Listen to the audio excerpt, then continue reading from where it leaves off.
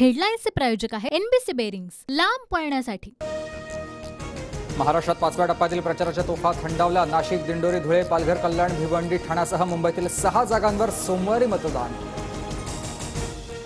फटके काढून निवडणूक लढणाऱ्यांनी लक्षात ठेवा, तुम्ही वोट जिहाद करू शकता तर आम्ही वोट यज्ञ करू शकतो। फडणवीसांचा विरोधकांवर हल्लाबोल।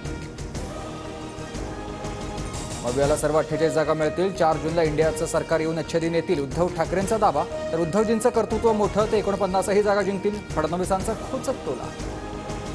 महाराष्ट्रात महायुतीचं वातावरण, मोदींनी पुन्हा पंतप्रधान करण्यासाठी महाराष्ट्रातून चांगलं पाठबळ मिळेल, मुख्यमंत्री शिंदेंना विश्वास।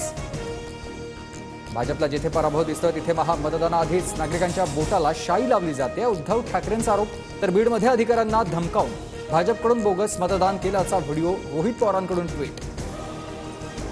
आधी ईव्हीएमवर, नंतर मतदानाच्या टक्केवारीवर आणि आता बोटाच्या शाईवर टीका सुरू। पराभव दिसू लागल्यानं आरोप, आशिष शेलारांचा ठाकरेंवर पलटवार।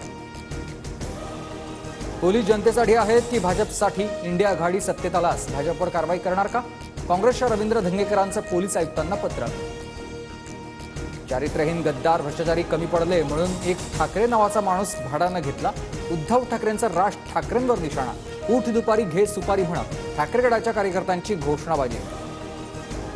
भाजपनं ठाकरे बंधूंमध्ये लॉयल्टीची रेस लावली आहे। लोकसभेनंतर दोन्ही ठाकरे भाजपसोबत जातील, प्रकाश आंबेडकरांचा दावा। माझ्या देशभक्त शब्दावर आक्षेप घेणारे देशद्रोही हिंदू शब्दावरून TV9च्या मुलाखतीत फडणवीसांनी केलेल्या टीकेनंतर ठाकरेंचं उत्तर। सुरुवातीला सक्षम नसल्यानं भाजपला RSSची गरज होती, आता आम्ही सक्षम। वृत्तपत्राला दिलेल्या मुलाखतीत JP नड्डांचं मोठं वक्तव्य। पुणे सोलापूर रस्त्यावर होर्डिंग कोसळून दुर्घटना। कवडीपाट टोल नाक्याजवळ गुलमोहर लॉन्स कार्यालयासमोरची घटना। मिरवणुकीसाठी आणलेला घोडा गंभीर जखमी, तर वाहनांचंही मोठं नुकसान। राज्यामध्ये पुढील 4 दिवस पावसाचा अंदाज। काही भागात विजांच्या कडकडाटासह वादळी वाऱ्यासह पाऊस बरसणार। भाजपचे खासदार, आमदार, नेते उद्या भाजप मुख्यालयाजवळ आंदोलन करणार। ज्याला तुरुंगात टाकायचं असेल त्याला टाका, अरविंद केजरीवाल यांचे मत। पंतप्रधान नरेंद्र मोदींना आव्हान। हेडलाईन्सचे प्रायोजक आहे एनबीसी बेरिंग्स, लांब पळण्यासाठी।